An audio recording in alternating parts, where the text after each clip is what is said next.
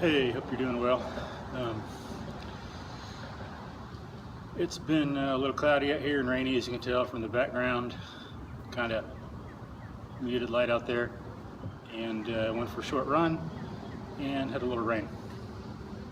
One thing we need to keep in mind is teachers and students, just people in general as thinkers, that the idea is that technique matters. How we think, how we teach, how we learn is essential. Can't quite say it's everything because content matters too, but how we do things, technique, is 50-50 with content, if not more. In some respects, you can say technique is everything. How you do things.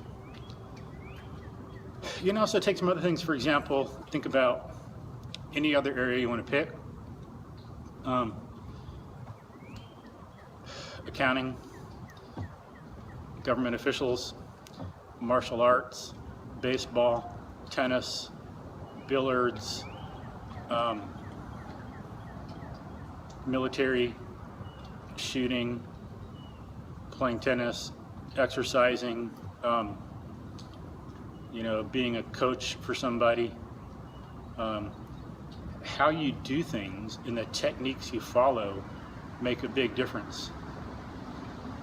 Some people follow some techniques in accounting or finance and they go to jail or cause a lot of destruction for themselves and other people. Some people follow certain techniques in tennis and are very successful. Some people in fighting or learning or trying to be a nutrition coach follow just go with convention or do whatever you want, or it doesn't matter, or don't think, just do it kind of attitude. And if you really scientifically and honestly look at the results, they are not good. Again, pain, injury, destruction, death, it's not good for anybody. So in learning, teaching, thinking, we need to remember that technique matters. It's everything. And there's a lot we still have to learn about good technique in thinking and being conceptually conscious, learning, teaching, but we know a lot already.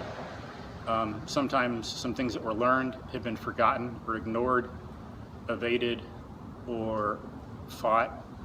So you really got to look honestly at things in the past, see what was right, what was wrong. Same thing nowadays.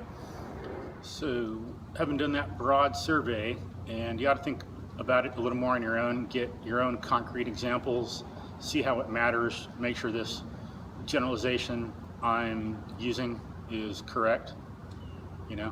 I know it is, but remember, we all have to think for ourselves. It's very important.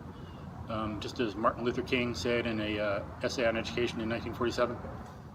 Now, people have already discovered some things about the techniques that are essential in teaching, learning, and thinking, good thinking.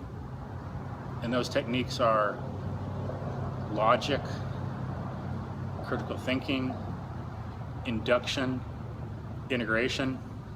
Induction means forming generalizations from the evidence of the senses step by step, forming them from concretes. Integration meaning connecting all your knowledge into one whole.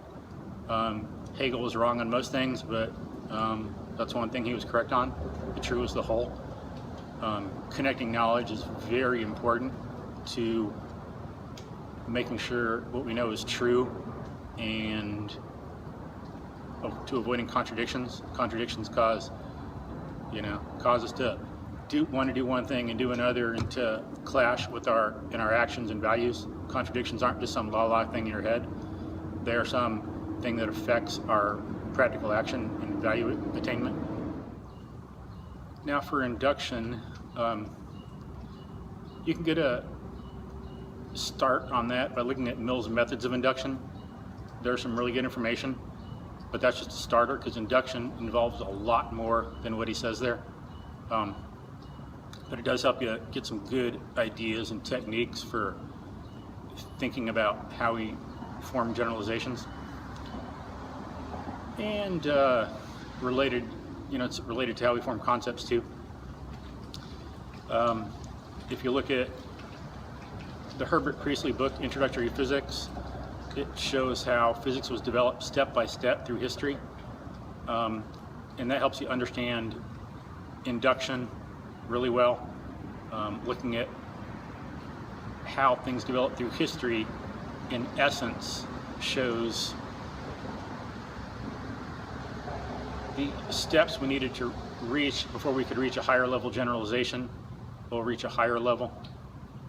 Just like we had to know about astronomy, and Kepler had to do his work, and Galileo had to do his work in terrestrial phenomena before Newton could do a whole heck of a lot more and connect those, integrate those fields into one unified field of physics and gravitation, form a broader generalization. There was similar work done in identifying that electricity and magnetism are different forms of the same phenomena. We should do the same thing in biology, chemistry. See how we went from alchemy to chemistry to what we do today, and how we went from chemistry and biology to biochemistry. See how history developed. Look at how some biology developed. Like Isaac Asimov has a book about history of biology that might help, but those techniques, using those to teach, to tutor, to learn, are very important, because as we say, technique matters. If you don't form your generalizations right, or they're limited or whatever, then your deductions, you're applying knowledge to the world as you go forward, is going to be limited, flawed, or fail. And we got to connect, integrate, connect ideas, put things together. I went over some of that when I was talking about the induction. But you might sum it up as the basic techniques are know where an idea comes from in experience. When you learn about Newton's laws of motion or DNA or anything, as much as you have time and all that, trace it down to the basics, and then to experience, and then connect ideas. Economics to art, physics to economics, health to physics, to chemistry, to ecology, to economics, connecting ideas and getting ideas from experience are essential. So those two basic techniques really, once you get to those, again, look at some critical thinking, some Mills methods first, then get into these other things more. Then when you have those down, then you don't need all this fancy stuff in as much in deductive logic, all the stuff that was done in the Middle Ages. If you induce correctly in the first place, then you're keeping yourself honest and in touch with the world and safe. So you don't have to be as concerned about all these different forms of deduction that the medievals named and everything. So I hope that helps. That'll help you be a better student, pick out better teachers in college, go more beyond just popularity or how good someone says the teacher is. It'll help you see how they teach. It'll help you pick better teachers and better tutors and be one yourself. Those are some questions you can ask teachers and tutors when you're in a situation to do so. What techniques do you use in teaching? And if you want to, drill, ask them more questions for follow-up. See what their frame of reference is, their ideas about how thinking and reasoning work, and the techniques that they think we should use in thinking and teaching and learning. Hope this helps. You know, just a brief overview and everything. If you have any comments or questions, let me know. And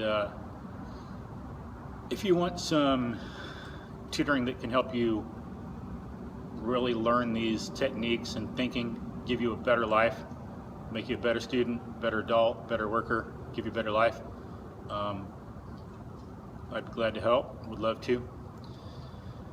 Again, hope this helps and hope you have a good day. Thank you for watching.